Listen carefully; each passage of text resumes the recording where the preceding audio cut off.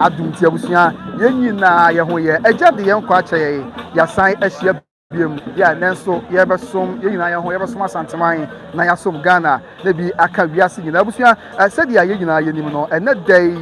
na twediam ponyankopon adaroma na Asantehemaa na ama kunadu yadom ya otoso emiensa adidie ni awobase kwan so de dot yie no ehyaase ewo Manhyia kotokofie na sabre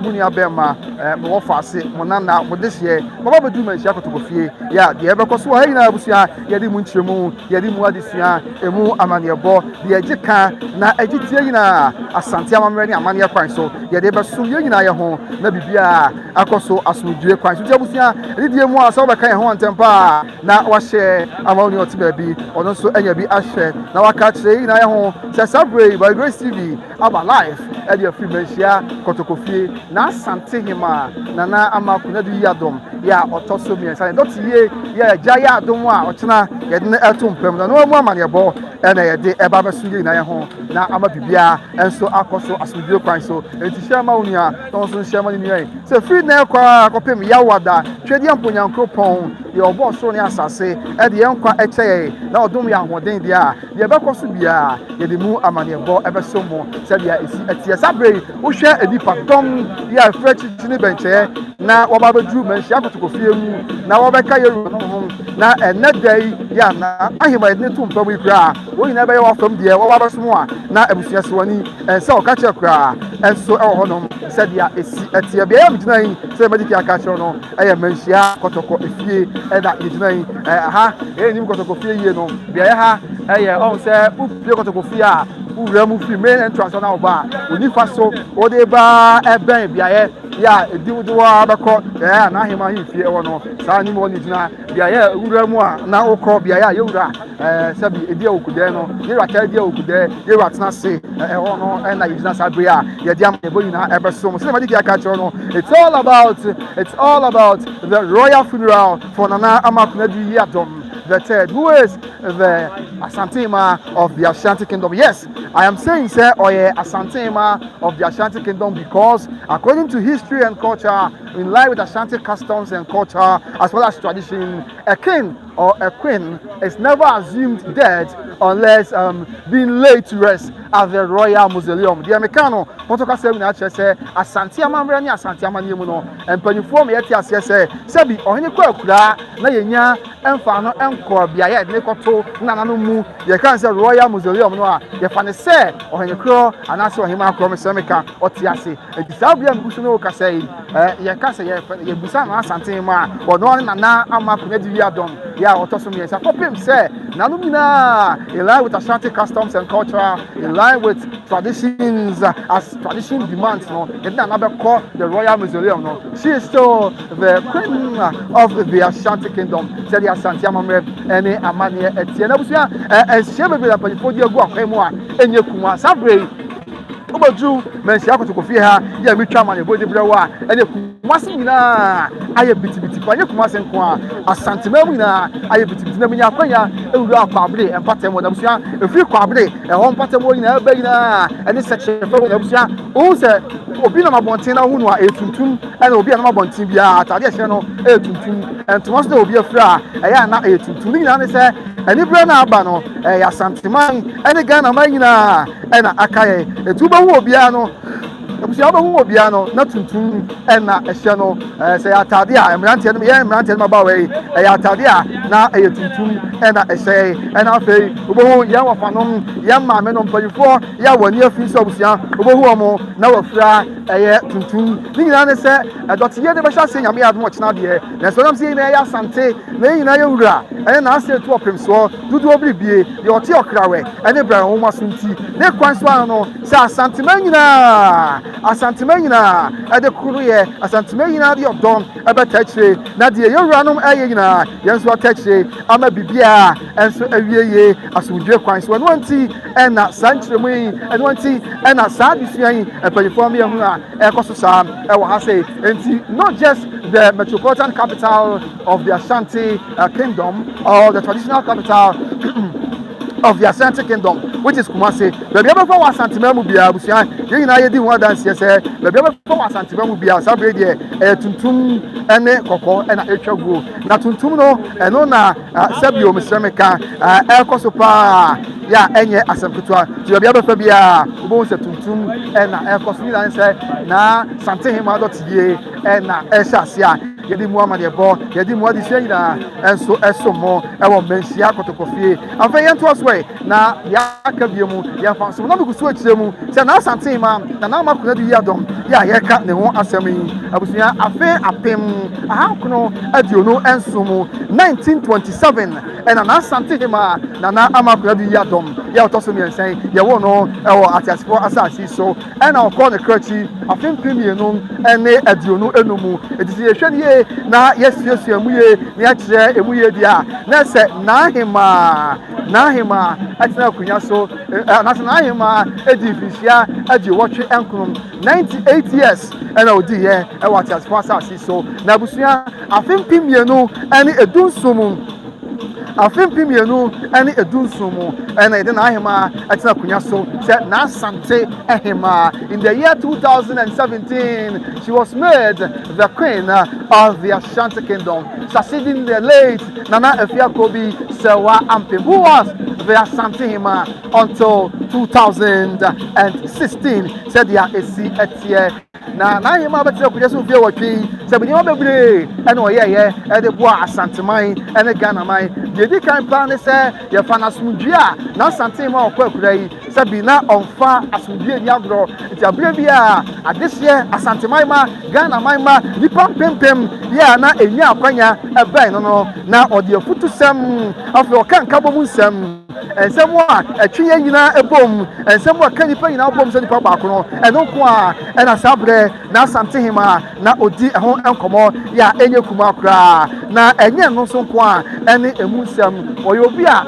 na onfa sabi ni Kristo su eni agro nimse yate ho asem da say the Savior Church of Ghana Savior Asafo HD Asafo yeah wo Asante ene Ghana ha no na hema di mutintiman pa ye fi Joseph Kraka sabusia yenka ye bofo wo yamranti bremu ansa da bone na ba enu tino kra na Asantehemaa na amakuna di yadom ya otoso miensa o kan ne bofo e wo ne mranti bremu ansampo na sabi wo ba bedi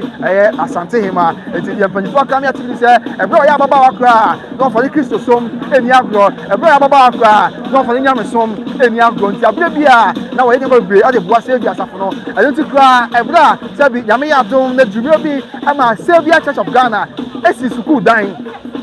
Savior Church of Ghana esi school dan ya sabi odi school dan no eto ye nya be ma Kofi Ghana e wa ha Ghana for ba be ka bi chare for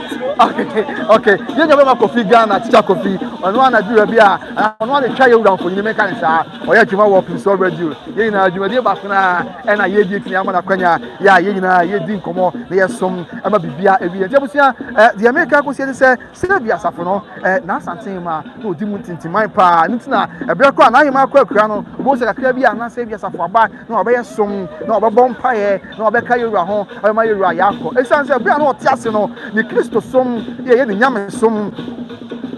wajiba no na hema amfa ni agro kra ede ba besi ne da ye abusia ye nyina ye nya akwanya na ye di emu nkomo na ye suamu ade ya bibia enso ekoso asumdie kwan so ye di mu nchemu ani mu amane bogina enso esom na abusia enye no nko ase me di aka kire no na hema ebusia wotwe otena kunya so no ade ba ko foto no so se ye awofo ni bebre ho a aya na omo mpese ombe ma omo ma nofusuo awofo ni bebre ho a je kakra bia o se be ma me ba nofusuo na no o se ya yesi nyansunsanso e won kwada no so tinahema ebetena kunya so ofoto ne wo so se obeboa na otu aye awofofo ama awofo nyina ape se obema wo ma no fusuo esanse abre bia ya obema wo ma no fusuo no eboa ema nkwada ne nya ahode mapa eti campaigner nahema throughout the reign as a queen of the Ashanti kingdom no wo ye ya ema bibia akoso asudie kwan so na abre bia wo man foundation no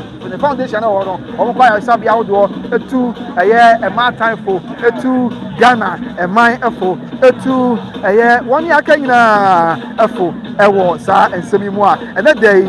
ya na ahema kwakura ye nyina ye di ho danse na ye de ekai na ahema enso ho dom ya enye kuma kura now before say beto aso ye nhwe ensiesi ahodo a akoso ewo kuma se na ye ntwafo nim se bebre na hwe e di fra control mu wo pese mu what is happening in kuma se the Ashanti kingdom large ye koso na ye tu ebo ase na ye ntwafo nim fa nche na ye ho enam na ahema dot ye ntiabusia kuma se nyina aye biti da bia befa e kuma se Asantehemaa nyina aye biti a enya asepetwa but if aka cho se na binya kwanya ewura sechere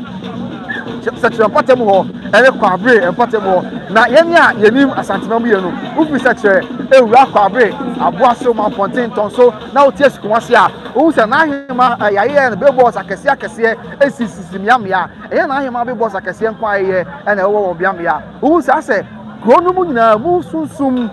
achese o se anibra ba ya daje ni puso ukodu ba bi ti se tafo kwa ya busia enye obu na beka cho minya kwanya efo tafo performance na oju tafo performance a o se chese station wall to be precise and people proof tafo performance no and that's a kutua one year fresh chese na Ghana nyina ani wiase nyina e ba Asantehemaa mu e na o se obia e tuntum o baka se ya shada ba ben se obia e fra tuntum na obia shata tuntum ye ba ben bia ba obia de ni die ene ekroye ene etai de ekoso na chi ya enye kuma kra tafo sa na ekoso odidi mu na wo ba o se run about ene ne patabo nyina e be fa bia aye biti e be fa bia ekoso a ene ma aye deja pa ho ukodu airport about so on your free fabric Kenya say of a Bokrom estate abuabo any ade eba mensia kotoko fie no udu airport about so on your free kan eba ya odi wie mu shine eba no udu airport about so obo say ya na ahema the banner kese e de esi honom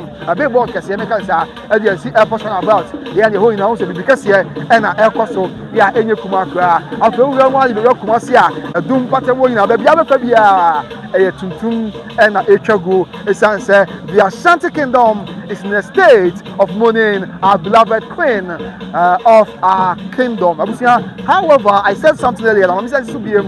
In line with Ashanti customs and culture, we say a king, a chief, or a queen is dead only when the king, the chief, or the queen is laid to rest at the royal mausoleum. So until the king, the chief, or the queen is laid to rest at the royal mausoleum, we assume or we believe that that particular traditional leader is still alive and is with us. And so at that juncture, while asking for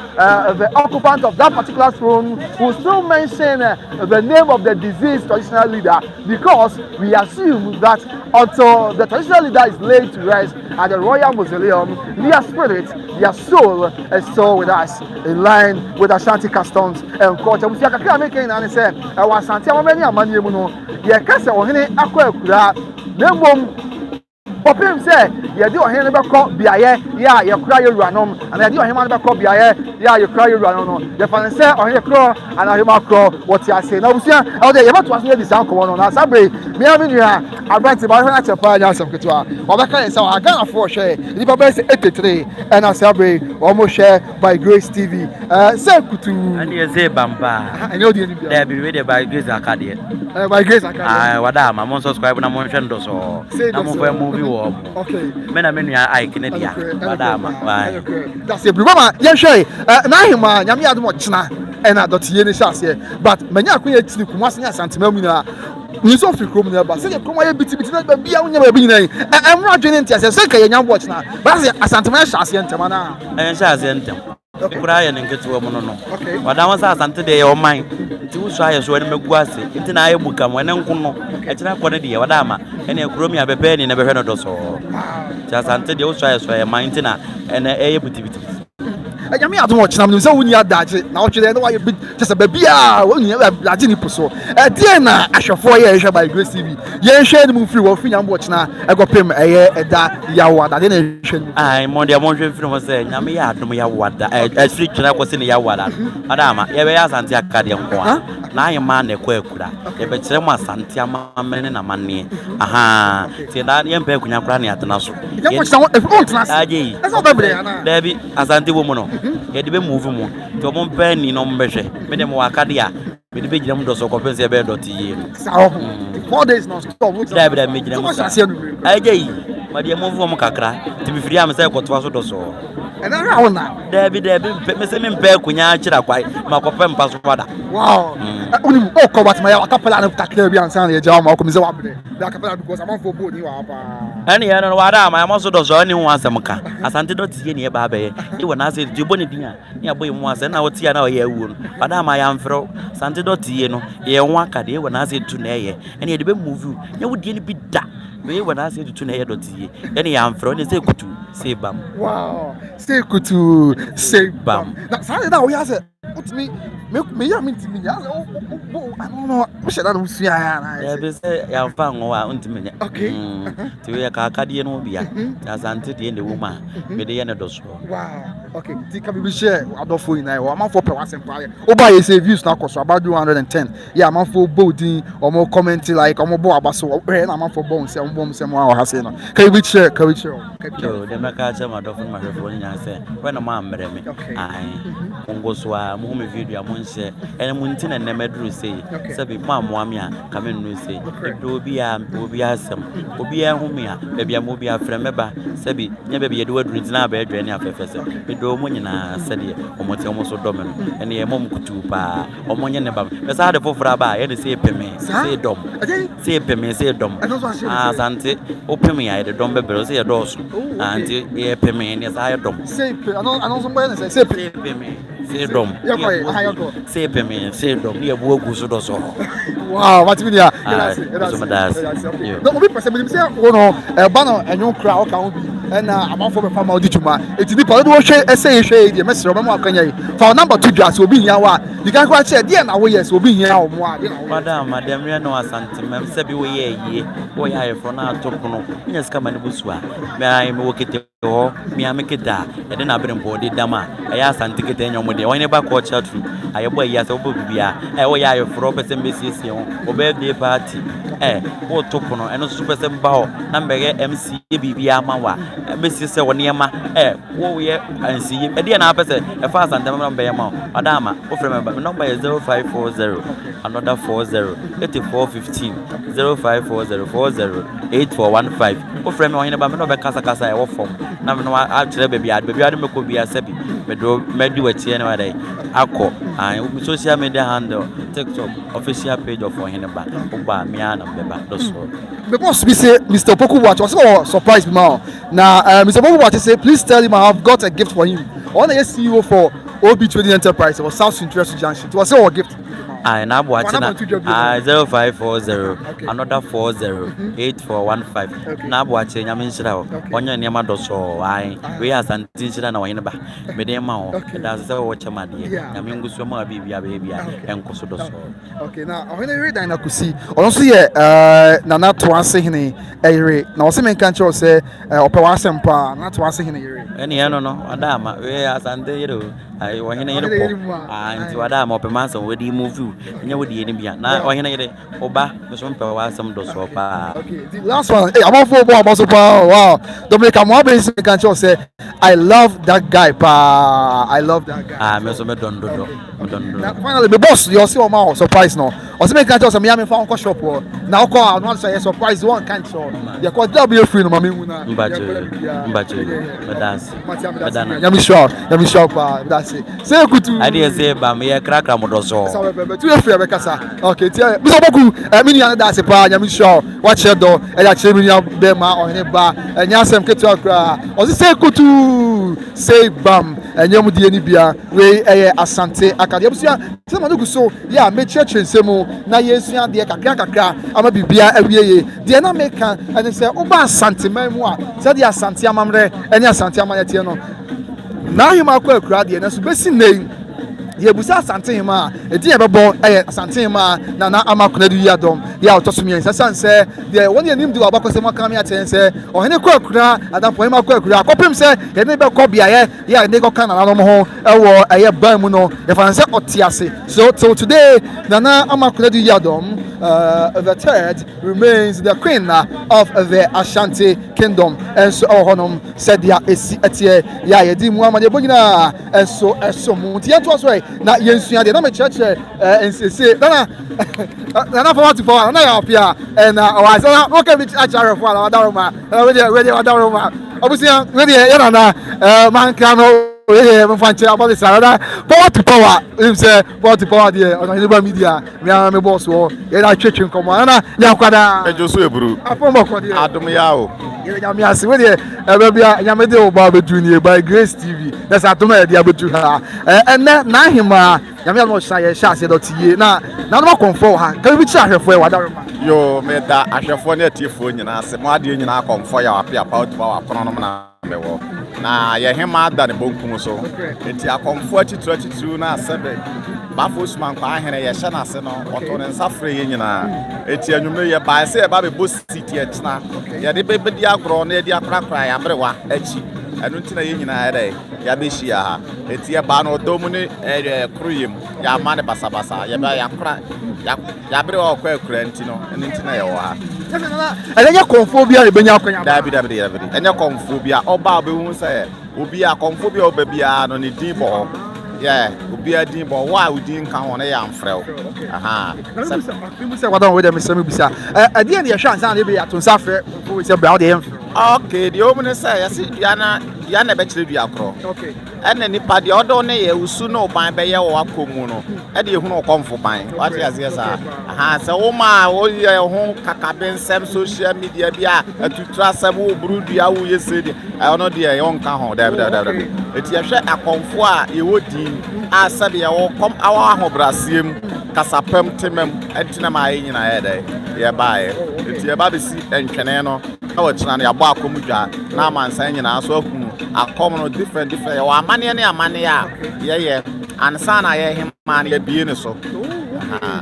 Mo kom bebe mo hya se bebe. oh anopa no nson de na ye sa agro ni gyina mu akopom anwumre no nson. Oh okay. No stop. 12 hours na. Me pa chai Listen, na otwa konso na bugusu. na otweda ne nyina ase ne ye wo ha ye kom ya me fira kwa na abo 8 Okay. I guess nya bocha ye be koso na mo. ne ye kom oh say adwuma ya fa to ye ho so e na nye ya ho oden ne ye de ye honhom na ye etibre ne de ye nwene ho na enipa 191 na ehwe ese na mama me baako na ma dan na kusi na to ase hene yere o se me gan che o se na ni ajepa hu wa che ti wa fe o pa ase ne yo ma me da wase bebre mo bazo so me wo ho pa me ti apo na nanu madum ti me ho ye pa ti ochina no obi abehu ni ewo mu akomu ni different head me ye ta no komfo mi usuma blafo komfo eti abagro ta no kro ne ye de akobie ye hwema so akogu ni hire eti kwan bia so no obi abehu de akom se de esitie ese ma kwa akogu ni because mo kogu ni hire ase ne se wa ase kire ne se ye hema ne ye fira de fita no so de akọ ti ese egu ni hire se ne ble na obebre ye no sebe ye de ade fita edwira no so aye dai wakọ. And that's what Mr. Bisa. Someone young baby say etia Asantehemaa. Empacho, amane ni amane, eno na akan asante amane a opem so. Eno ntini ya kasika ni gina o Nananom abosom. Oh, okay. Eti so obi tisika so no owu a na ye akomfo de ne kan ni ametu apo ampeja agro na so obi obeba bia enya adwuma. Eno ntini ye begu ye hema ahiri no nso de kwa akura. Wow. Ese ne fa Asantehemaa Nananom abosom ye mu fra Asante hye mu enye yi. Dabi. Asante ejina o Nananom abosom som. Eti se ya kasa so hema bia ato. Eti na ya kasa o hena o hema mu ne bosom a na ja so hena no wonya hena yesi etu no. O hema no mu ne bosom ese ne hema na etu no. Amane de o hena bia akwa akura o hema bia akwa akura akomfo de tu sabe apo ansana aye na abaso. Obeka twato na yenya we wada. De meka twato an se ahwefo ebehwe nyina no. Ye nyina ye mfa abotra de ebehunu bi o ma na nyane tan. Abosom nte se nipa, bosom bi o ado be yenye fe. Emfa abufuo nhyew mu se bi akomfo na aye. Besrem ada ye nyina ye nkrakra ye ho na ye mu ye ho na ye hema no. Ye nkrakra na chiri enwu ni hire ma na nko. Na da cha nkwa ma no. Se so ye koto na ye nya nsupa bi aye dai anom. na am for boa baso pa ma Stephanie was say why are there pana ni amamre no be fe ontimi ntwen na Julia Chumasi omo so aba omo tawo chi panti we dey ye da se pa mesme da mase bebre e be Rebecca sa na ya opia power to power kuma say how do number to dwa na so we person frɛ wa ne ma ti na that say na ya opia power to power kuma say chronom ehona na ya opia wo na twetwe nkoma wato ne bo ase a church nsemu enso e dey a chere abusia sa na etie ni gina ye na Asantehemaa edotiye ya ejanyankopon the obo so ne asase e dey yenkwache ne a wo chena e hyase e wo Manhyia kotokofie na enanumre yi na se na ya opia chem na no makonfo e dey nioma egu akwam ehye nioma wa akwam mu sana ebenudu a sebio dotiye no ahyase nyame e ya adomo chena e beto aso na fe the eje kan di tie na ya dia som but ni pam pem e na sabre wo nyina beju kotokofie ha ya se de ye hwe afidie kra hu background na ye hu dia e koso e wa ha on se wo hwe nyina police checkpoint no e wa ha anti aya ye gyina nyame adomo chena e bia bibi ntimu nya be ma menya akwanya ma ha e sanse de mpanyfo ka me atie se semtwefo e be ya wa ha ya ye be som accreditation ye nyame adaro ma ene mafuto by Grace TV ya accreditation enie memmom de tie se aya bia ya ha ya de ko bia na ahema yimfie won de no go area se be ka no potokasem no e de ma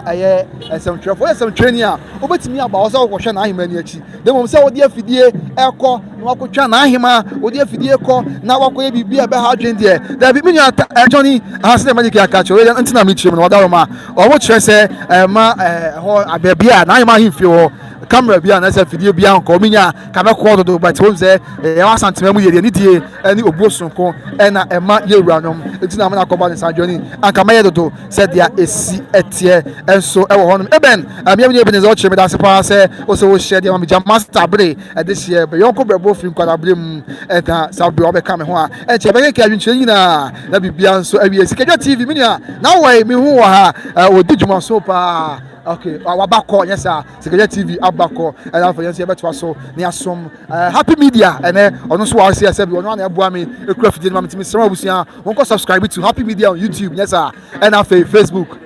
TikTok so ho me boa okay bi no on Facebook and YouTube abusia mon type ni answer chima me ni na yin mom Happy Media ona aje me fidie kra no ma me a or the some mabibia enso ewienti enya ntwere bi free of the very first part na for yensan to aswe na de aka bia yenfa enso mo but share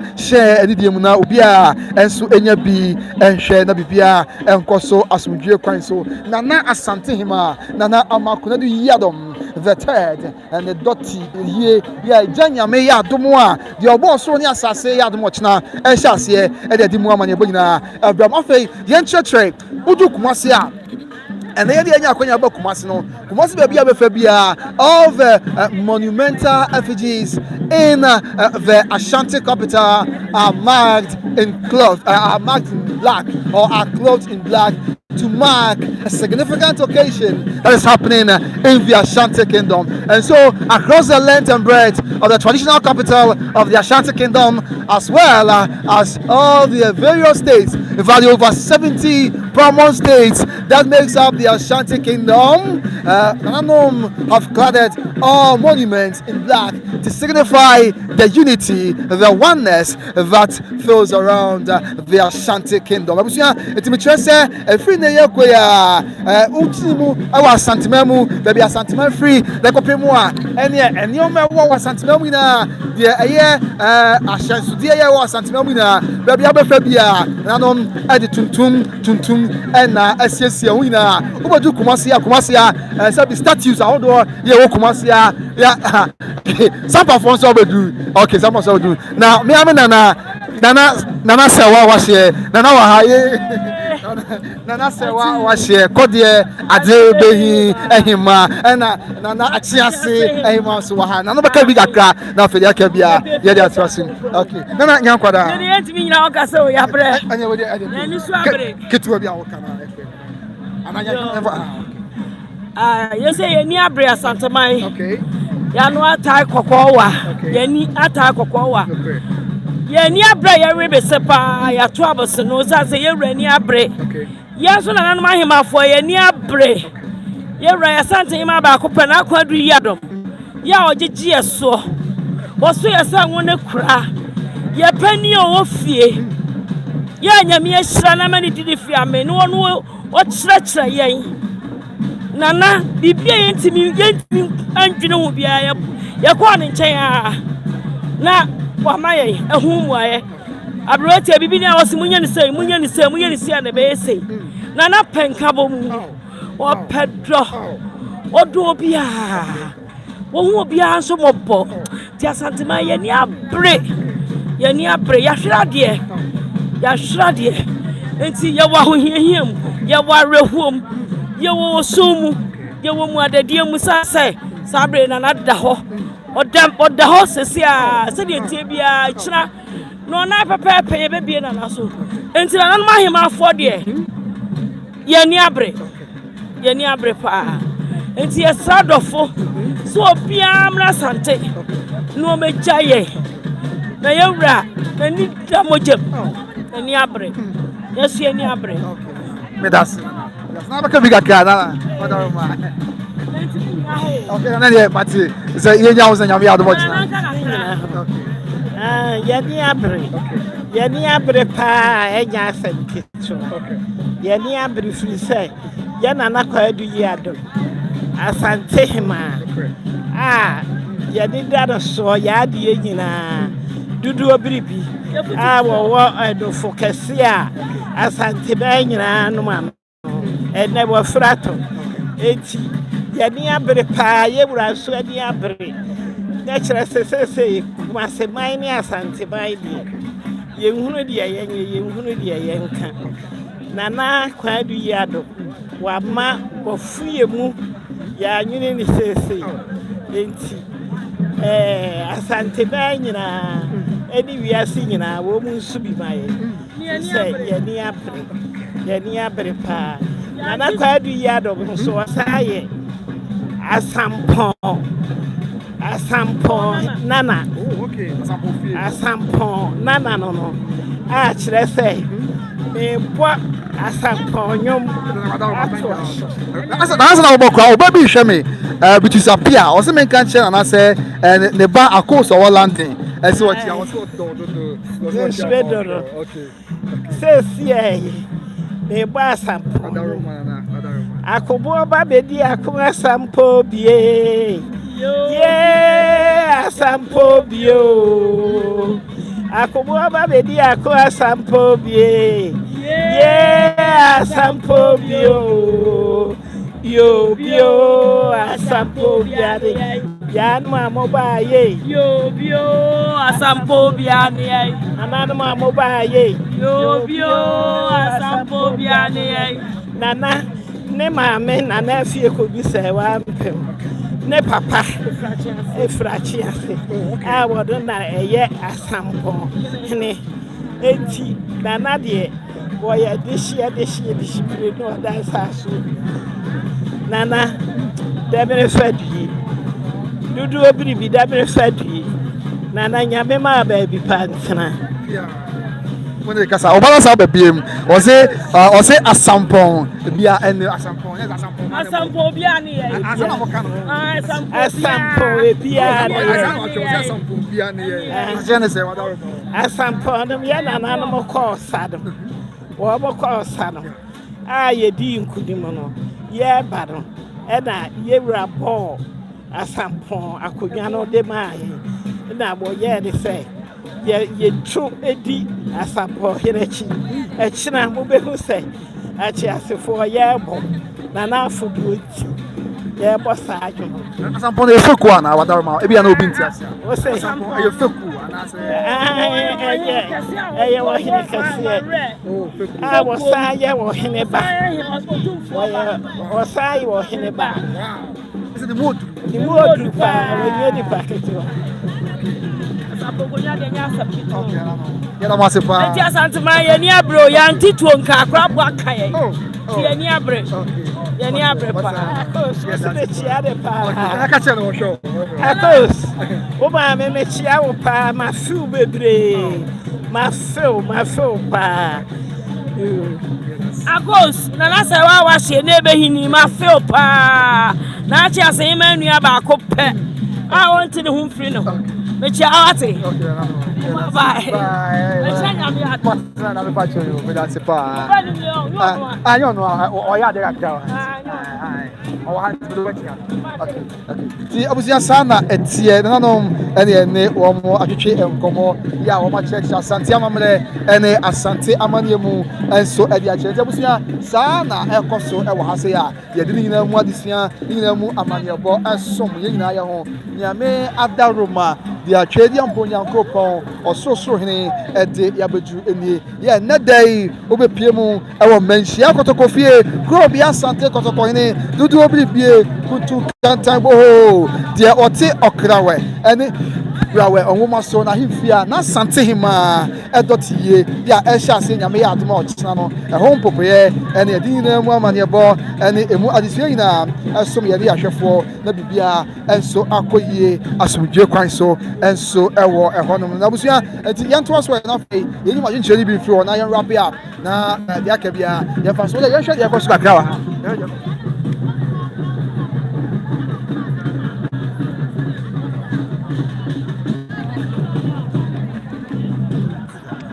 sana etia busia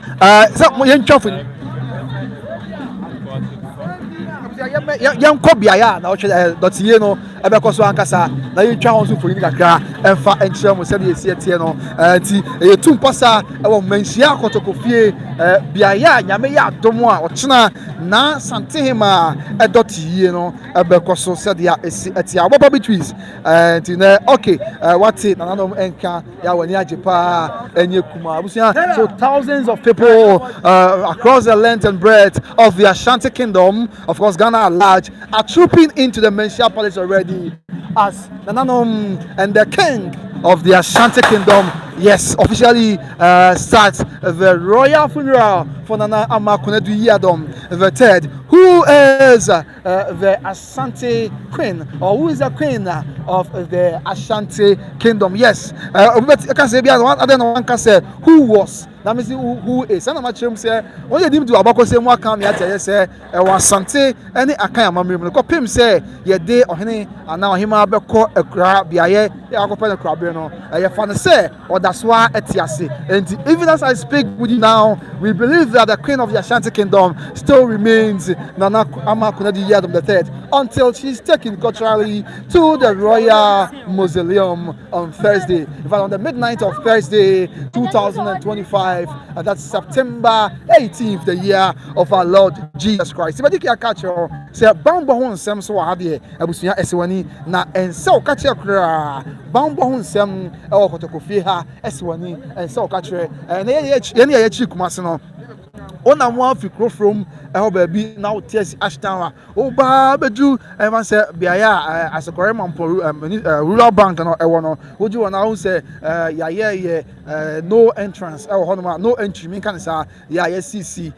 barriers na ade na ona say woju a wo say wo sign na okro na fe dia ka bia enso to aso sa so na ofri madiki aka cho say airport roundabout wo ba and they unya access through the Manhyia roundabout biaya na Asantehemaa ni woni esi no unya access emfa oma ya dike ya kadada se nyame adno china edi woni a every commercial vehicles free bokrom kwa break Kenya se ene sam patem woni na achiase ya na ahema kasa ye ene crowd wo ya aka what that part of the Ashanti kingdom no oba untimi emefa Manhyia roundabout enti there are other options obetimi akofa aswanse obetimi akono akofa aswanse central mosque patem wo na wo wura mu abepie mu ewo Kumase say krom the central Kumase na say the central business district said ya esi etie na cars enso on say Manhyia ni mu ha ye na enim Manhyia empatem ni Kumase ye pa no on say Manhyia na asa amahene ahemfie empatem ho no on say du ba bia aya na cars the commercial vehicles ni bi fra na asa amahene ahemfie animu ha na betwam afa Manhyia bia museum no wono na fa atiasi mu ya ekro but the free nyame adom a obelifo kwa hyase say ene da free ochena ko nyina ontimi fatiase nam commercial vehicle emefa ka bia benya akwanya atwam wo sa amia ho na aba kotokofia no cars a wo mo ewo accreditation and I say I'm on various passes on with me de atwam I say it is only those passes ni bia I'm sorry to disappoint you sir ontimi fa ti ase nam emfa emetwam ha evidie nuanu media houses a de omo cars ebeba no kwani nyame animie so what the wa ka e ba as media house na e was ukrokra and I say all these passes ni bi and san na watimi aba abetwam said there and I say watimi aba ha said there emu enchiremu ene emu adesua nyina enso esi etie ewo ehol mtiabusu that is how it is so here be ye wo ya aha nyame ya admo china dotie no okay nyame ya admo china dotie no abekoso na yentwamfo ni akra na bibia enkoso asomdwe kwan so teacher kan so medical historian and pedagogue as well as the CEO of Asantehemaa Community Foundation. Okay, teacher are busy currently along the line. We would approach teacher Kantanka and then have some 1 or 2 lessons with him. Said yes, yes. Okay, you try for the carabiner for the akabia. You find some.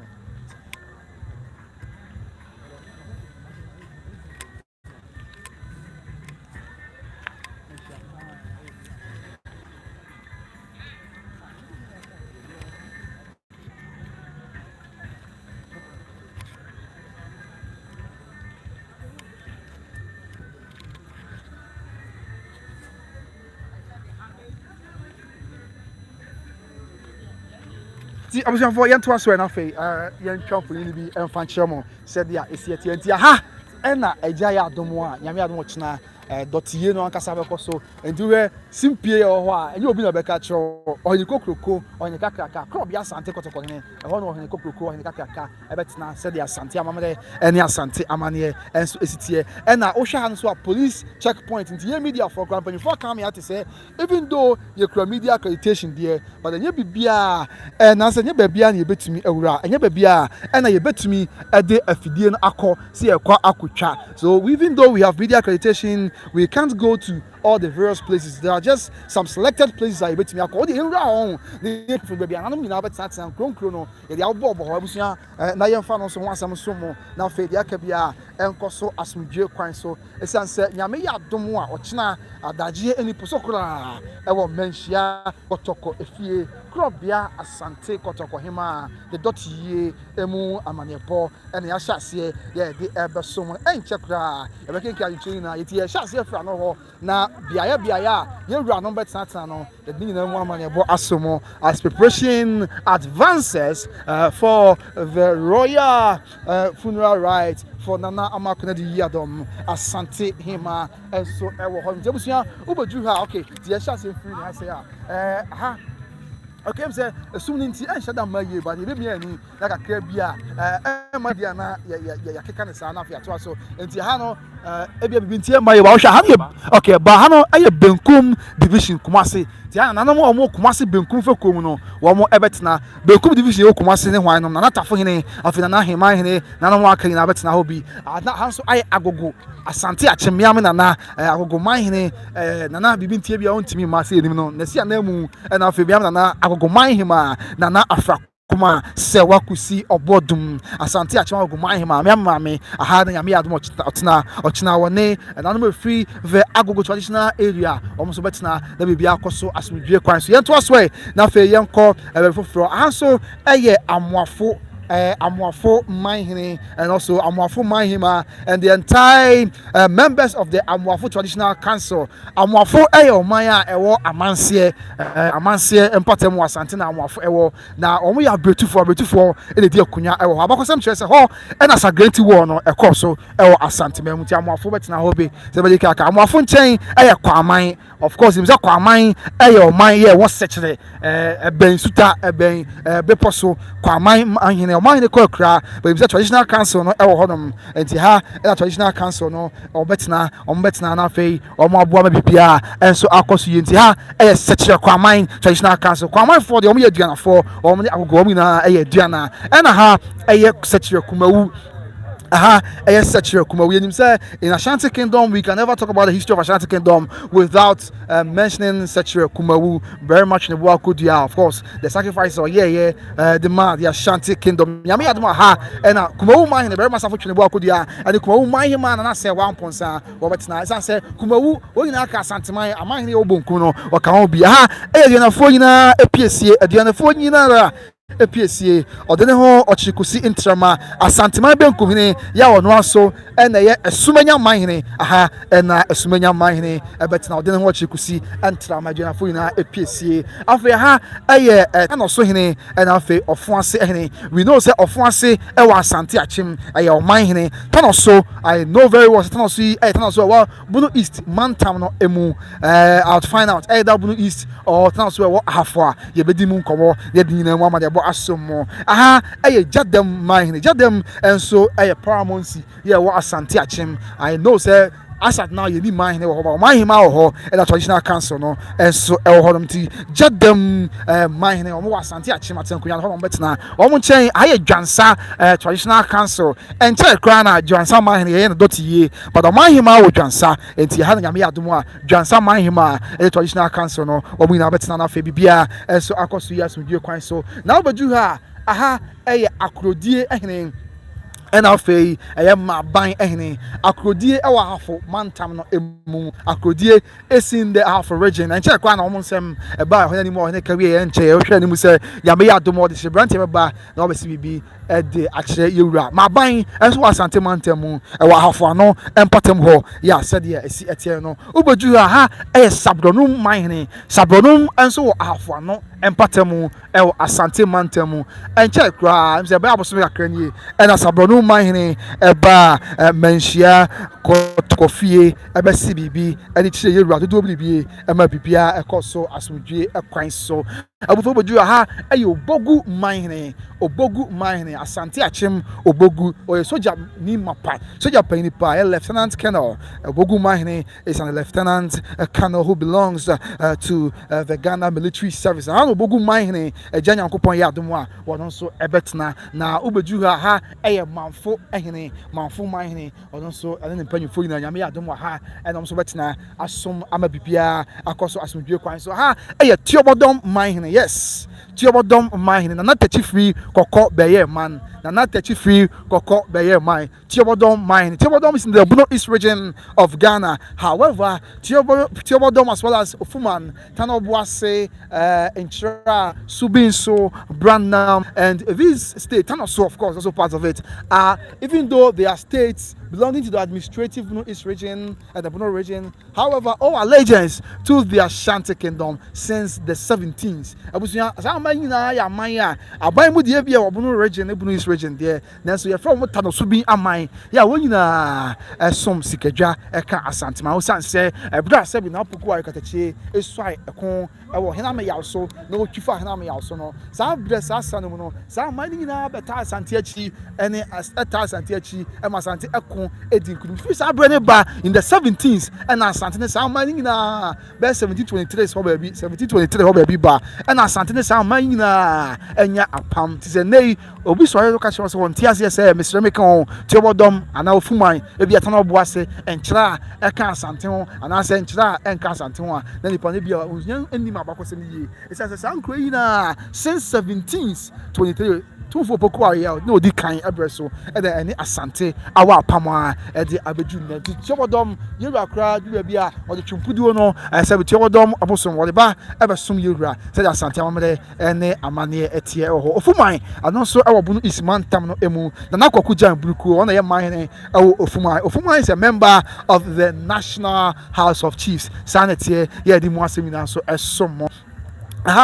Amantehemaa Manhyia and afei Manhyia na Manhyia ene Manhyia almost what time Manhyia so Bono East aban mu omo be atebubu Manhyia enti omo atebubu Manhyia mensin mu e wa aban mu ha na omo so betina yento aso na afei ye twamfo ni no emfa ensom ahwefo uboju ha one till kro ni dia no busa very sure ma why Kenya's number 1 Manhyia and afei Kenya's number 2 Manhyia Kenya's number 1 Manhyia and of Kenya say number 2 Manhyia and the Kenya say number 1 traditional council of Kenya say number 2 traditional council omina ewo afo mantam no emu aha no metina afo badu ha akyensua manhene and afei akyensua manhima akyensua mani and afei akyensua manhima wo so akyensua wo afo mantam no emu agya yakopon ya dom ha and akyensua enso ebetina ye de no so mu amane bo Mo said ya esi etie ento aswe aha tepa of course yinim tepa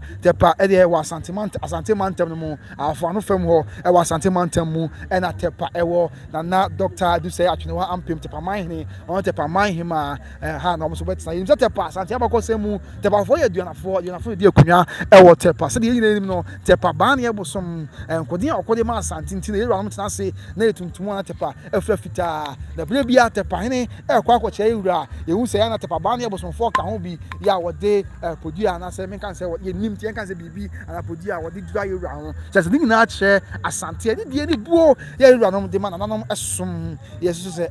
di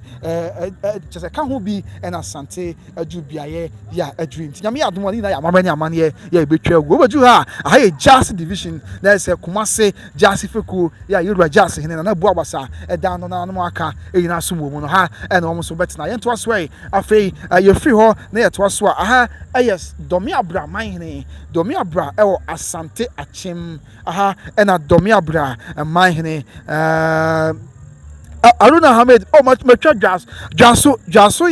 Jaso ka dwabe man ho okay Jaso e ka dwabe man ho enti se ye hu Jaso ya twe Jaso ha but ye hu dwabe a Jaso ka ho wadaroma why enti aso ye domi abra ye dikia ka domi abra se bafo so bedi akon Asante achim domi abra man domi abra eye brotufo ya wo mo ene di ade ho domi abra man is a member of the National House of Chiefs ha ya sankore hene sankore man sankore is in the Afro region o man ye ho we post pani pa ene de so aso ye ankobia fekuo ya ewo Kumase ankobia fekuo ya ewo Kumase wo mo so atan ye mu ene de asomnti ewura ankobia hene na no ahodo ya aka wonyina ede ene de mu amanebo mu nchemu ni mu adise na so asomnti ha na Asantehemaa on se abrebia ewura bodwa sa ewura tanse na Asantehemaa ene ne moduafo ene asomfo wonyina tena ha ede na Asantehemaa ni wodem se ono a wosom na himfie akra ya bre ni amamre ni amane beti ase no obetena se wa ase na bibia enso akoye se de sie tie na ha de aha na oni kokroko ani kaka na mu kuntu kantan bo ho obetena binti yentimi enko eho no ha tie na mo sa de asomo na yewura chi amefo so omata yemu ne ha tu se ya twere eho no se Otumfour achi ame enti yewura tena simpie so na chi amefo enso betena ha na bibia akoso asomdwe kwan so yes enti ha na yewura chi amefo wonyina betena yewura chi amefo betena ase na feel say omo nchen anaso omo ni mo no aya na ehu say nanom nseme nanom aka ya wo nyina som no oso betina na bibia akoso asomdwe kwan so yento aso na fe yentwafo yi na nche na fe yefo ni na emra ebiye sadia esi etie ugusu a wo hwe ne a na wabekan ho na fe dia ka bia so ye di mu amanebo ani mu adisi nyina enso asomo enti abusua yesi Asantehemaa ni fa hene eye mampon Asantehemaa benkum ne eye sumanya tibia na ye wo ne eye yewura bonkum so tena sumanya ho no enti yaba nifa so sebi na mampon hene di mampon traditional council enem nim se na mampon hene kwa kura de ba na fija se hene ya wona ehwe akire as acting president no na ebedi traditional council na nim na woni wonyina aba se dia esi etie se di ha se mampon ene ya mampon traditional council no of Greatwo PCA the second in command in the Ashanti kingdom afi ha dance hene san se Asantehemaa amai ne ye woni fa no na mampon ni wa na dance na ho nti ha na dance ehne na Asantehemaa opaja Europe opaja kotwere bonsra afiri ya wo no ene ye na dance na na tena nkunya ene betina ha sei ubeju ha your face so hene yes Santi Asantehemaa mu ni fa man hene ye twetwa mo de e de kyerem no ha na adwam na kente otoso mienu na afei na afrane wa ya otoso emiensa ofenso man ehima ne ofenso man hene ha ye dweso man hene ene ye dweso man hima said ya esi ati omo nchen Asante asokore na professor Susubibi krobia Asante asokore man hene ne man hima aha so ye sekere beposo ya e wo sekere omo tena ho afei omo nchen adankreja ti ha ne du ha ye adankreja man Manhene, then Kaja Manhima, aha, Agona, Asante, Agona, Manhene, of Asante, Agona, Manhima, or Manhene Kokra, but I'm gonna be point on the tree as acting president for a traditional council on or Manhima, Nana, Champoman Tansa, but I feel Kranza, I educate Chemo Kranza, then I come back for, also 9 of a Nana Sapuma, and ya sapuma kwanza mahima wetin ase omo nchen ya subua ehne omo so wetin ase afefro ne aba bosontwe asaman mahine bosontwe asaman kaisa mahine mbo omo na aka donten ho enti enkranza afei agona ne amaya hodo aka na boju ha ne aba na no ma donten for ye wo Kumasi ti the Dontin division in the Kumasi state led by Otumfour&Nananom obetina ha na Kumasi ni fafeku ye ka fafeku Kumasi a asokore ma pon da no na fe aba nkwanta kese afi bebrehini afi na no ma wodo ya aka enfantifo hene Kumasi afi enzimafo hene ye Kumasi wo nyina ka ni fafeku no aha ya abontem na afi bawro yes ya omina ye abetufo enti hanom so ebetina ya mamede ene amane city enti abontem ene bawro omso betina enti abontem ne bawro betina Kumasi ni fa feko ni nchen sabre na so kwere mampon ne ya oda Kumasi ni fa feko no okwa no okwa sabi so city but then nanano mo aka woni fa feko ni led by na kwanta kase hene na abuachi yam abebi Otumfour ni fa hene ya otoso mi no behwe na bibia akoso asomdwe kwan so said dia esi eti okay enti yento aswe wo mo nchen abontem ni bawro nchen yamfo ehene ha yamfo ehene yamfo wo half origin na answer eduba afoni na da ko ampem yamfo Manhima yamfo hene were one of the longest serving paramount chiefs in the Ashanti kingdom amahina tell kunya so ache yie pa ewa Asantehemaa no yamfo is one of them so na yamfo hene betina afei Manhine na Professor Otumfour boy oje he is an aeronautical engineer Manhine aeronautical engineer by professional Electr Kwame Science and Technology, and he's a member of the National House of Chiefs. And so Ebetina has a memoir for Mantel Nafia, but don't contact. The question said, you don't contact mine, no Manhima in our quick cry, but you were acting president. And then at Sankuano, to me, Naba, no Sabbatas Nabiakoye, our higher Shidium Mine and Shidium Manhima of our region. One chain a Blekum Manhine and Alfie Blekum Manhima. He was a Blekum Mine Quakra, but acting president and then Manhima our honum. Omunche and Trosso Manhine and Alfie Totroso Manhima, who is Totroso Manhine is the president of the Aboriginal House of Chiefs. I what do I say? I was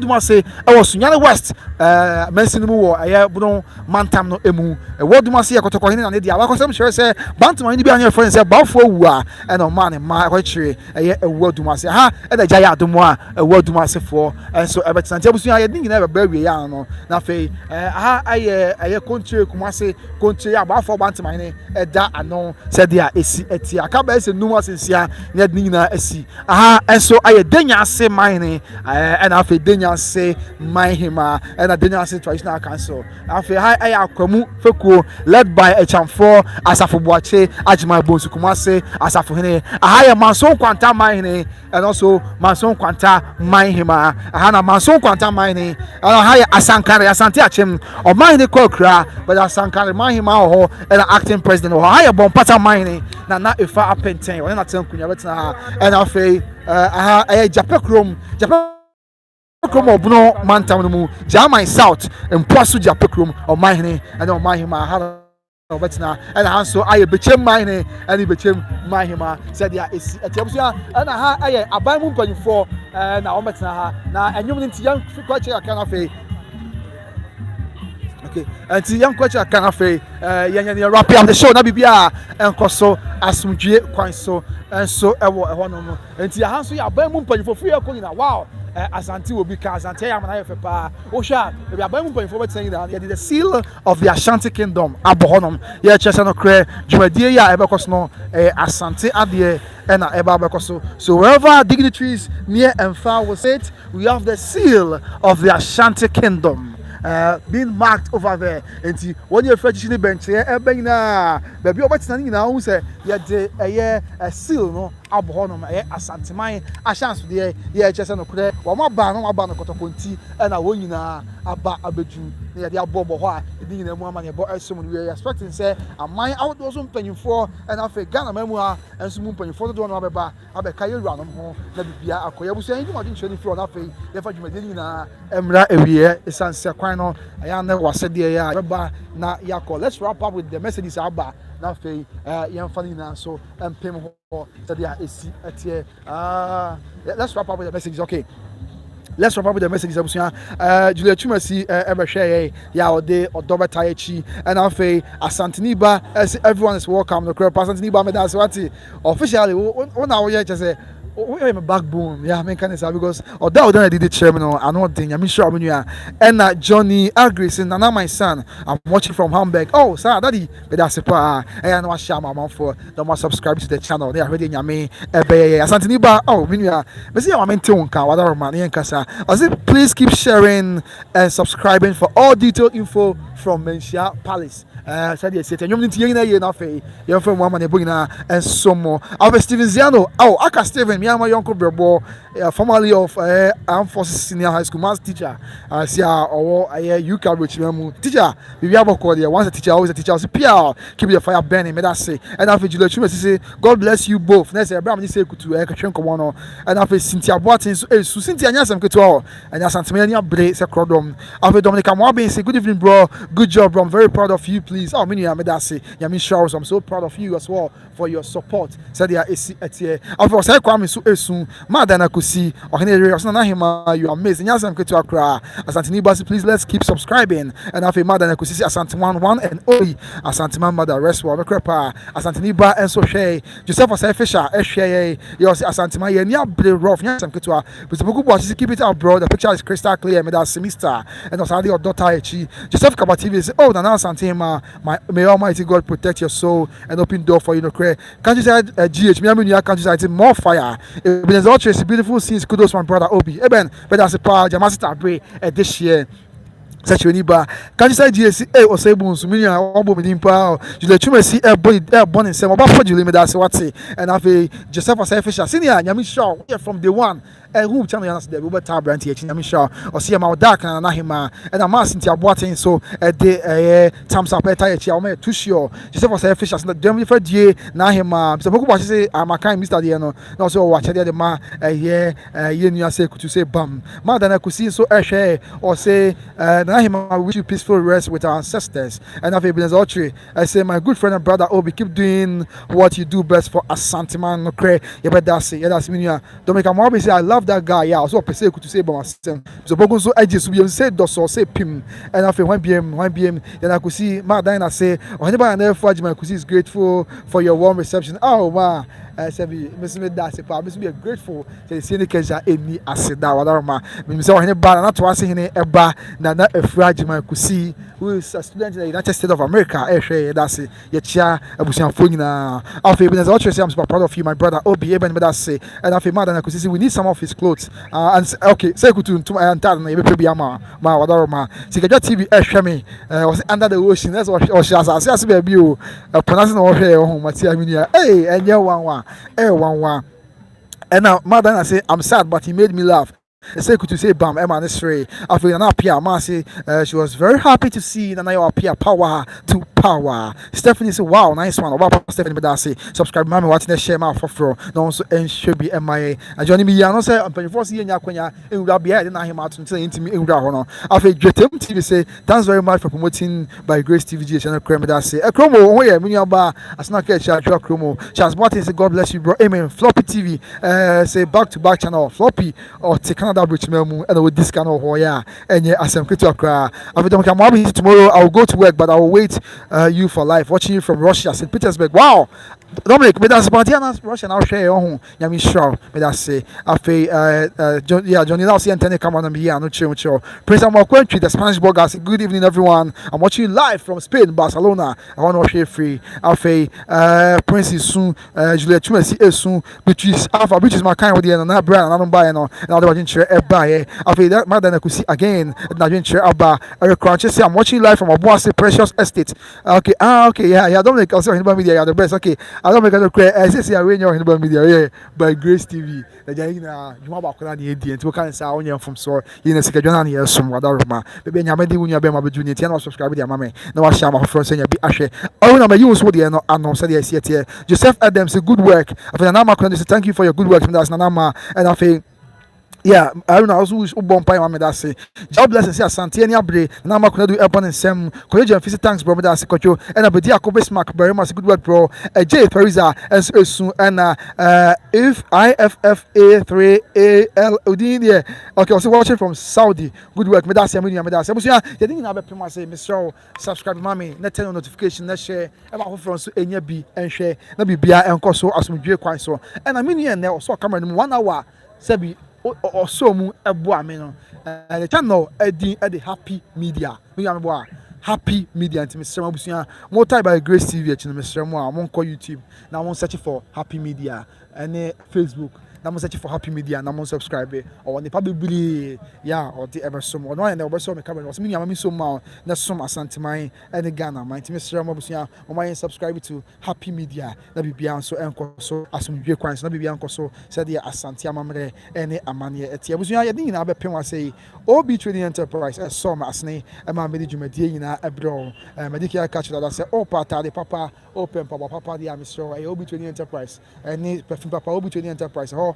and I also do any Electr na bibia enso ekoyi edemont Mr. What to make na kokumase South Central Junction ho and OB Trading Enterprise ewo okwa o say kwamna wo so bra na nta papa bia omo na omo wo and papa bia ni perfume papa bia OB Trading Enterprise omo kwa and ewo kumase South Central Junction omo number no 0530994553 0530994553 Mr. Kumase South Central Junction na OB Trading Enterprise one tale papa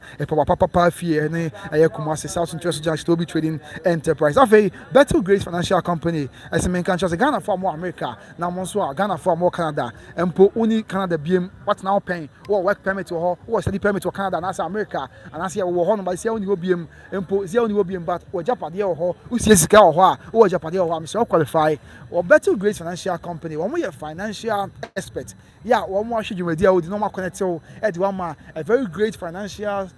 service provider on betimi abo don benya kita ho na abusua ebura wo yi adwuma nyina no wo mo hwe dwumadi ya odi adwuma wo yi sika ba ho nsem a na mo hwe se ne fa ho bo financial company we na fa ho bo insurance company we na no mo ntu na mo ne service ka wo san se bebre na e na tuska gu ye kweska ye adwuma sika ba nsem but ye nim insurance company papa yan fe ho mo no ye nim financial service papa financial company papa yan fe ho mo ntia bia ye de ho ko bo financial company bia ye nya fa so bia mfrim aho ye nya beba aho che beba wo se ye nya fa so bia mfrim o mo ma ye sika bia o ma yan fa so bia o ma ka che se se ye wu ansa na ye ma ana obi mpa wa mre wa ye bremu abete so aba e ba say ha adwen see na Better Grace Financial Company aba o mo ye financial expert o mo tie wasem o mo hwe dwumadi a o discuss about so na o se da bi any financial services we na ye betimi di aboa e be connect am o ma aboa na oni o mo edi dwuma wa save yo ho na dachi bia be kwa ho yehia mu no o ma aboa dia me kura fa sa ma sabio ma no sisum na so o ha bi ba amanye bi ba nyame mpa e ma ne mpare de na won timi nya adwuma bia mu a enam say Better Grace Financial Company do ho bo no ma link wo e do ma very great financial services nti wo mo abehwe wo akopem say obe nyame dia afa o man so kukuro mu o behwe o man na o college university men kan say na no be ka say college university kopem say obe nyame sabio kwale be school pon na nyame e ya adom ye bon person nyame ma obone ni o ha bi ama nyame ya adom na obone ni o ha bi ama na say o ye adwuma akọ ahomidie mu anam say o do ho bo Better Grace Financial Services na o mo pay insurance company and financial company papa e de ba o mo di dwuma nti abusua okay eba o mo di dwuma nti abusua wo mo a ebe boa wo na okọ ahomidie mu na yeska o metam sika boom e de ama sika boom metam de ama no e tu sem bia no o mo nye tax bia o mo nye kapre anase simple and so it so Better Grace Financial Company here then akusi number no 813-408-1084 813-408-1084 na no more bay ni mo etimi no mo kasa oba yetimi no mo kasa na kasa nim etimi no mo kasa na yesu de kakra okay and yeah oba apobo ko ye wadaro ma nyame adom ye de nyame ase na mo ye hwan no mo ye ne ye atenefo okay atenefo no ye hwan atene kwampon se ye kwe ye ne ye ko wen ye nana okay ye nana nane ye nana atumpam eti ye ko no yakɔ no enti na ekuta yeja no ye ko no yakɔ no enti na mo na yenna no obi adabi yenna na ewu no ye koda ni ye koda na za ye beba na za nipa dia ni kumba adabi enti ne ye do so no enti anikum kra na anikum kra be da ba anikum kra wo ma anikum no ma sa ma enti mo ba we amade a chewe ye we amade a chewe ye jinam san from na yaba ne ase ye wada ye nyale wow ye ho mo nessa Asantehemaa de ye abusuan a wo mo de ye sa de no ye abusuan wo ye sa de no Otumfour atene akwampon oh okay na ye sa de we sei onka ho a untimi nya onka de se abusuan no untimi eti we na ye de anasa tene no eble na ye eti ye koso ne ye dia wen ye nana okay ye wen sa we she ya ye nai ade se ni nyina she awie ese we dey enche na na enti na ye se ye gyina from net to ya wada no ko si se ye betam ye nana de na ko ban mu no wow ade se abusuan no mu a mo ye dwumadi we no obi a wakonya se ya wo to abusuan no obi ye bia na se ye hwe usu no ban ne bia san de waka se on se Otumfour atene akwampon no no ewo ne kuro okay enti ne kuro mu fo no obi a timi ye bi kuro be Brofield kwabre bo ho Brofield okay enti unya ufri Brofield ho no mo nko a de a utimi eye bi ade se wumfri ho oh okay ti mo begina fying fapote ye ko ba bia ya deda ye nana ye de ye nana atompagu no ho no no ye ko mutna wo ntna se ye ntna se ye ni akunya ho ye ntna se ti ye ko wen no musu sa de ya mu ye de amfaso de be bre Asantehemaa na ahema okwa ye amamra ye beto no fi ye nana Otumfour di kan so ebesi ene okay ti adene amamre no eno an ye gusu aye amamre ye ntotuna se na ure fi ukromo hina ben a oyira odwaba ase ti ye so ye de no no Kalbi da kache nipa be say 229 na ehwe amanfo say omusua de pa am good job enti kalbi da ka eche ahwefo na oh de ye kan ache ahwefo a omutie ya ne se ye ne ye de ye na na tumpam Asantehemaa ye ni abre pa Asantehemaa ye ni abre tina enumra samre sankasa nka branch nka madan nka peme me krobu bia no ka enso na ikeja wa yo so koboso o pesa waka wa me na so be ndai minna amamlenti wuntiminna o se wo ba na odo sum Asantehemaa odo sum Asantehemaa ma Asantehemaa hunu se yen ye ya Asantehemaa the whole world ye ya Asantehemaa enti mo ya mo onyu bia mo to na mo dina wo sa e woni ma yeto mo ti ba to kakra bia mai say mimia bla akadom no wa hase ya nwumra ye atani akwampon wo ya ri nyina ya jeso o ya ye nimku ye ni udani o atani akwampon we yes akoba kwa da atani akwampon wo ya o ya ye nimku ye ni udani o atani akwampon we wow tu na mo ye Brofield ye nyina e Brofield na fying fa wo bo ho o Füneral road kwabre bo ho o Füneral road ube branch wo bo ho ube branch wo bo ho na uko ufu bo ho a bia ye se ye mamu bo mo ko no de wura ka obi wa ko be onim se Brofield bi she tu bo ho a fa na be fa na udru bo ho a udru bo ho station ho udru bo ho station ho no mo a onsa nifa so ono mo a first junction wo ebo ho station ho no na ufa onsa nifa so ho no mo a o kan Brofield akra ya wo ne na kra kan Brofield a obe kire Brofield yes obi amre ko ma hwe de am so amamre ni eniema ye no Brofield na ade ba ko pe na ye kwan no ye kwan na enyi ye kwan na enyi ho ina ye afija kwa be south na mata south ya ebuchi da mata da mata se wutie ye ni a wadawro ma onabo Yɛn yɛ tomorrow. Yɛn yɛ kokromoti. Edu ba yɛ. Yɛ kwa be yɛ kwan yɛ do. Oh, yɛ kwan yɛ. Yɛ ha me kwan sɛ yɛ honom yɛ dwa aboɔ enso yɛ kwan yɛ. Yɛ dwa aboɔ enso yɛ kwan enye. Yɛ bɛ fa aboɔ firi akɔyɛ nkrɔfo kwan. Nanso yɛn ko ayɛ deɛ. Yɛ kwan yɛ nti yɛ sidam da mata. Sa wote me nka me so mani nuru soro hɔ. Mani nuru soro hɔ. Na wo deɛ brofiodu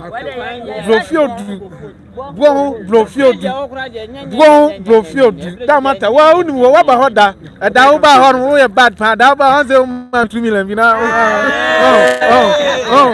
odi close mi o ono odi close mi o o be ni dey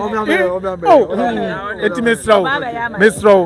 mesro wo mra na wo mehwe ye kwan no man eti wo yam de na me so ono so me yam pin no me fran kase eti yen so kwan do free enkra adwete am pobi bank as na ye so ma ye no so ma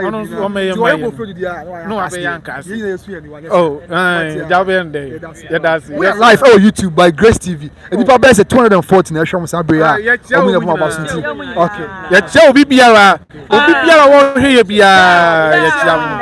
ye de nananom mu jam okay yeah that's it ateli akrampo oya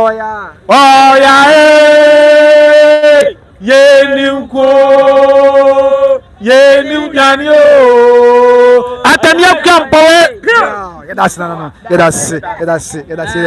that's me free southeast by me free bofo sa teneke pona the same thing okay yes me samata me sotone pa me yam pipini yeah politics dey be fam keke yeah politics ja on say yes okay me da say mafia yes enam akya teneke pon adwuma ntine dey ma say onana ejuma di na yede ye enti ni bo juma di na yede yegusu ayede ye enti no onyame boa ye nya fi onye dey onwaye na bibia nye kama me enti nyame dey ase so onhiraye yes enti mashira so pia yes abusia na ebi no busa sampan ne wan fa ada dwabe ne ye tense won say ye wananom bia omutena ye wura enchen pe ti sampa office kwa ne man bi etisa no omuka chi dom nti omutena o hene enchen pe fia pre no betena ye wura enchen wo simpie no so wo so no sa so na dwabe kontena se ne oyeko hene nananom sa aman suta omuna betena hene enchen wo simpie so ntina hu se omo de na ye ntwere omo din honom ba bia sa na ti abusia enti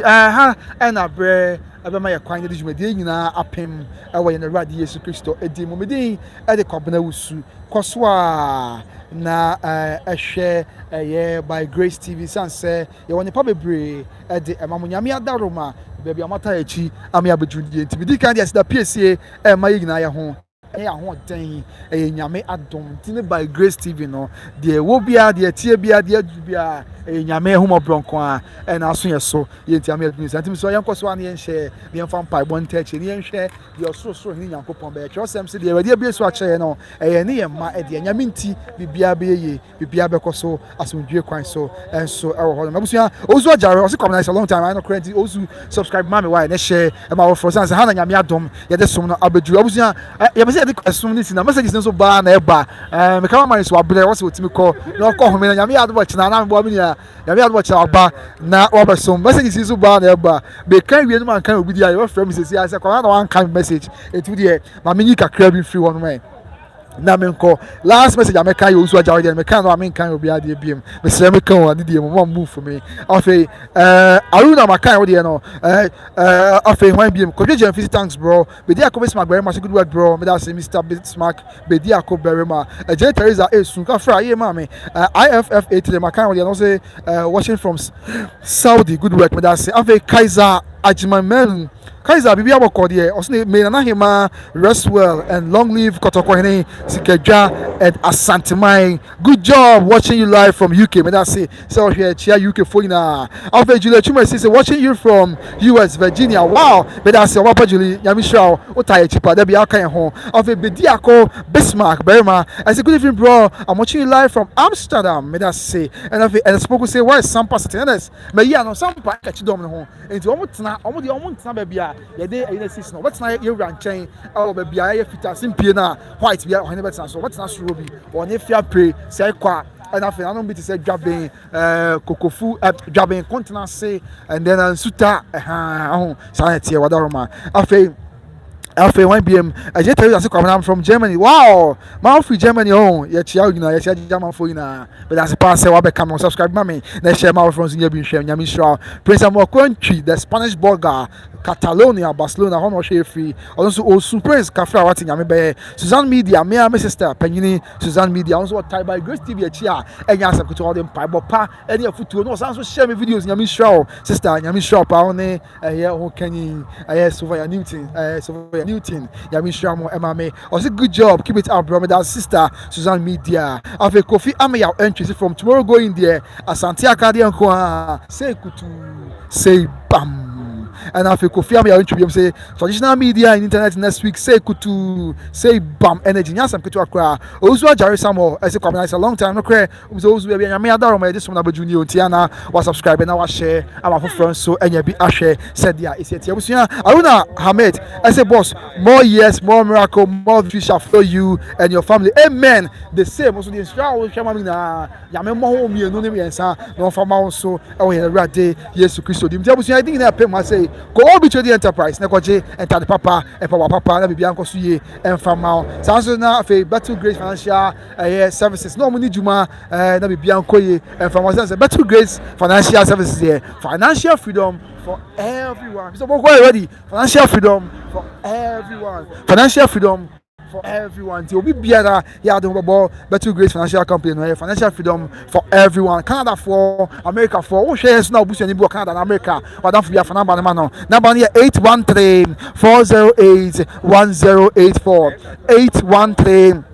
813-408-1084. I know Battle Grace Financial Services. Omo number no. Omo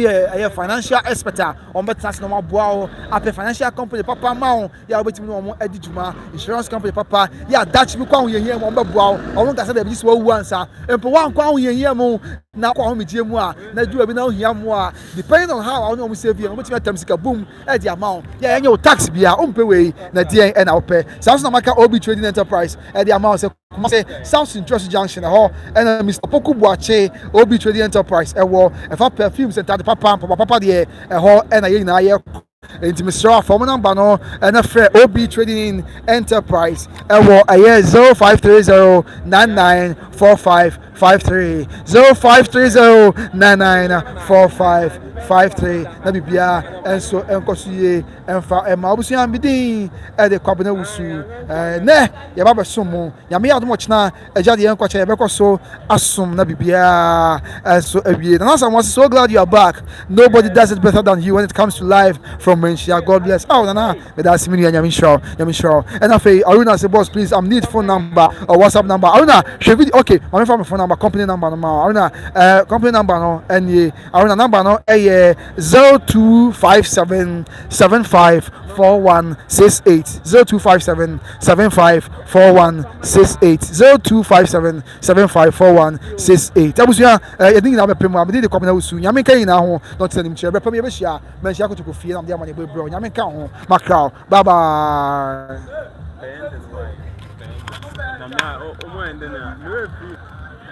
I times in I am in town for life in town.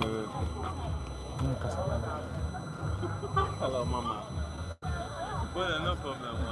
Hello, mama. Okay, I was anti the chance say the jumadi na e kwa wie na say the amanfo busia no no say message is one ba say kwa twa foni kakra che de na e koso ankasa wa amanfo pese omo hu de e koso kakra e wa antu ye twa kan che omo ansa afia and so enkoye say dia esi etie antu ye twa foni kakra de kan ho na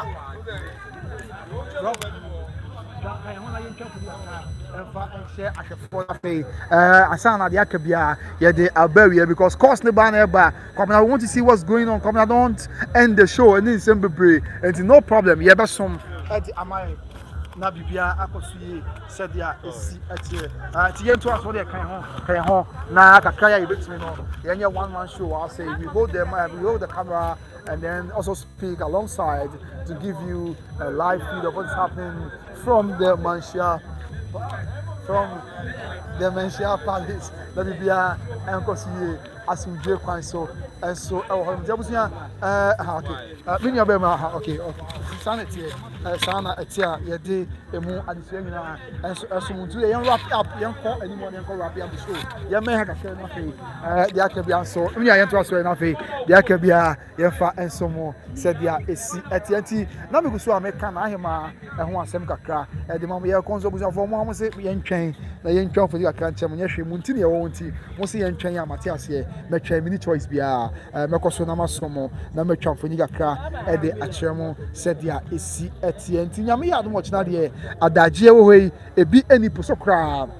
nyame ya adom ochina no kwen se adagye eni poso na nya kyan ko afichina ekopem nyame ya adom ayawada adagye eni poso kra ewo Manhyia kotokofie ahasei enti se yen hwe ede na bekoso hwamu ena ewa akwanya so beba bi kasa na mo dikan akadada se na ma himfie wo de camera sem bia ni ho obia mo no muso emfa phone se bia obetimi akose okore na ahema ni achi de no yakwan dem lebom enkoye nhwe mu na kodu a ukoyi phone se ukotwa bi de abacha manfo na matwa na ahema da bi o yesa o phone mpanyifo betimi age omoje nso a onsa enka na afa ukore na ahema amu no ani die mesreme kasa ukore a sebi asomade ehye wa na wayi nkomade egu koma na wayi ade bia ye duku su betunya sa matiase esanse onse oman na ni abre Asantehemaa na ni abre na abakosem ni mpanyifo ma eti ase sa ne ma no ye de kata ye ho na se ye de dry ye ho ye de fire ho ebra ani dia ba ene bia isisi ye oni ahye asomade na bibi bu kom ani adia but sablam no ka sei na hima dot ye enye anigye ni bra na aba Asantehemaa mu enti enya afi na ye be fa ye ho se de ase ye ho atoye na se bibi eda ne kwamu a se bi ye wani gie mu. We are in a state of mourning. The entire kingdom is in a state of mourning, and so it is just right and fair that we go by customs and traditions, as Nananom has already declared, in line with Ashanti customs and culture. And so, yet ningina and sumu amaniabo ningina emu adisiena so some say city and here behind am watch channel yenshan and so na bibia and so enkoyi da ya wadan de empanyi for the king come ya tv said da ya wadan offices yabatum, banks yabatum, shops yabatum, schools yabatum. Enti yenshan so wo dwuma bi di wo ska bi koyi o banka make sure say efi nyame admo china ko pibu kura na obe yi nyina because ya wada de sabi Asantehemaa ye wura na ahema na ye de dotie enye eye bia na yensa na ahema dotie na ye ti nyame admo ya wada na panyufo kam ya tv say sa ye na schools of banks offices shops ne tutum etinentem so a o bibia na no ho ni monimu ya ansa kwa na sada no adu ho na wanka say bia na wonim ana say wanka say we dey achese afumu said ya esi etia no so ya baako ya was take note ebo ho nyame adom china panfo be sha ase aba nyame ochina ana fe Tuesday so panfo ni be sha ase aba be kwa e dia akopem Wednesday non-Ashanti chiefs na no mahemfo ya womo enka Asantehemaa ho no Wednesday womo na beba and I said yes non-Ashanti chiefs because non-Ashanti chiefs are nationals of chiefs womo enka Asantehemaa ho kan wo betimi ababi na no we nationals of chiefs womo enka Asantehemaa ho no womo betimi aba and after the various regionals of chiefs no in the exception of Ashanti regionals of chiefs there are regionals of chiefs and after na no we no house of chiefs the cast at and after no more what blue house of chiefs the cast at Eastern regionals of chiefs the cast at Otu regionals of chiefs the cast at no more do ya aka no obi na betimi apa nyame adma okuada emu ya odan de Asantehemaa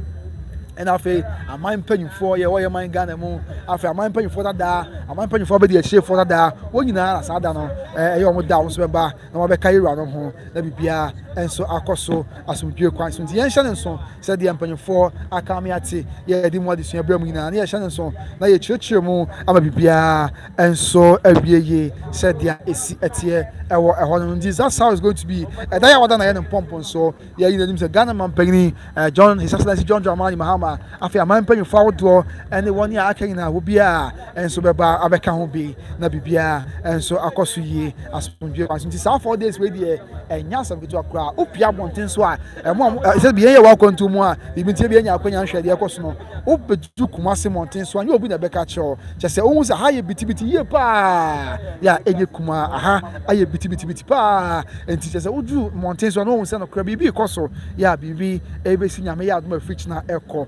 Kumase and Asantehemaa nyinaa enso ebeko so sitie ozo ajare someone say will you be at the funeral ground all the days people try nyame yadom na all the men kwache me a ye be wo ha nan nyinaa na de agika na di tie nyinaa ye di mu ama ne bo ye di mu adesua ene emu nchemu abesomo na bibia akoso yie said ya esi etie enso wa for sa na tie ye de nso mu nchemu ene mu ama ne bo nyinaa so kai say na no dwoda ene akomu hine e o de na kwa afokoto obeka yewura ho obeka yewura ho ama obeka yewura obechi yewura meka nsa na oni akoman na ebema yewura yakọ said ya esi etie eyo no nko akọ akropon so a akuapem empatem ho a manfe ehene manfe hene onso na no na otwetwa mu na obai anu obechi yewura ebeka yewura ho ebema yewura yakọ ebema yewura hyeden said ya asante amamre ene asante amanie enso esi etie ntie busu no so wasem ena ye dini na mu amane bo ni na mu nchemu ni na mu adesua enso esomo a enye kuma kwa nti sanetie Ghana nyina echredo na no mu wa chichire bencheye na no free atifini anafo wonyina aba abeka yira ho ya wonyina edi odo abo odomu ebra na ahima ekwakrei na ye dini na so emu amane bo esomo nti nyame admo china de na no makonfo no papa no ma chese na no makonfo ebe hya ase na wakom nti na nche ekwa wuzi ne power to power konfo ya opia twenkobo na o che de bekoso ha nyame admo china ene de ye behwe animu se de Asantehemaa ene amane enso esitie na kai se ene ya nche na onye kokroko kro bia asante kotoko ne okọ hwe enhye ya sabi mpanyfo de agu akwam na nom de agu akwam efa na ahema dotie mu so the king of the Ashanti kingdom has inspected preparations ahead of the dotie of an akonadu yadom the third Asantehemaa which begins tonight in the Corinthian nche earlier today mse be an hour or two ago na onye kokroko ekọ hwe enhye ya mpanyfo de agu akwam na ema bibia enso ewieye said the esitie tisa ena no so dia ekoso ye dimu amane bo esomo obedu kumase a se de medikin aka cho no panifo ye nsiesie pa e Kumase e mountain so nyina ena ye monument akese ye Kumase ni Asantehemaa nyina oju a wo se dia tuntum ena ye de adura nyina ho baako eye on se ye ni Kumase ye no obedu Kumase a airport about on se ye wura honyi esi wonom ho ode na sabi tuntum na edura ho nyina ye chese no kre Asantehemaa eni abre sanso na ye ne enim Kumase ye no oba na boju ba bi ti se baby a Methodist Wesley Methodist Wesley Cathedral na de ko prisons no a won so won say obi ebodo no honyi bi si won so tuntum edura nyina ho na odurura mu akodu poku trade inside wa on say I want something in prempe otosumie no 2 something ajima prempe the second on so no honyi si sabia e ho no e so ye tuntum edura nyina ho ya enye kuma kra na afa ekwa akoju baby akonfront honyi si e wo konfront abanya sabia bantama e ho no a G junction ho na se G run about when abusia on say tuntum nyina na edura ho ye kire se Asantehemaa eni abre pa ya enye kuma so na Manhyia run about be ya ofri airport run about na o ru de chem so na wo ba na ozo be do Manhyia run about ade o so kwan ba kokọ aso so take FM wo ba ko so be mu ba Manhyia infie o so fa Manhyia government hospital ne national house of chiefs wo so bia ye ho a na ahema ho ni si no so de tuntum na dura ho ni na kire se Asantehemaa eni abre ni na de tuntum ya de Asantehemaa ahyen so de so aka ho na so na be quite run about e won so sa e tuntum edura ho nyina said dia esi etie nti wodi tuntum ne kokọ ya ye esum ani moja e kire se anibre aba Asantehemaa mu said dia esi etie nti so nyambo na okura car na oba say na uni accreditation a we dey mesre ni na etuonfo say yentie de mpanyfo aka no e maye nkoye rechereche bia e di ohaw ene amane e beba sanse na no de ka chechemu ye amia tiase e o se di nyina so say uni pass ni bia ontimi fa aka emura e po yensem twefo ni bia wo so mo de o cars e ba no just so was our pass ni bi ya o de beta o ka chese na wanya kwanya aba say medin ede kwabena wusu owusu jare Samuel say good work keep it up that's mean owusu jare Samuel busia de kwabena wusu nyame nka nyina ho no won tina nim kire me da se ye jebre na ye hwe ye nyame ya don de ye kwache ya bepem ye besa babiem de abesom no makram nyina baba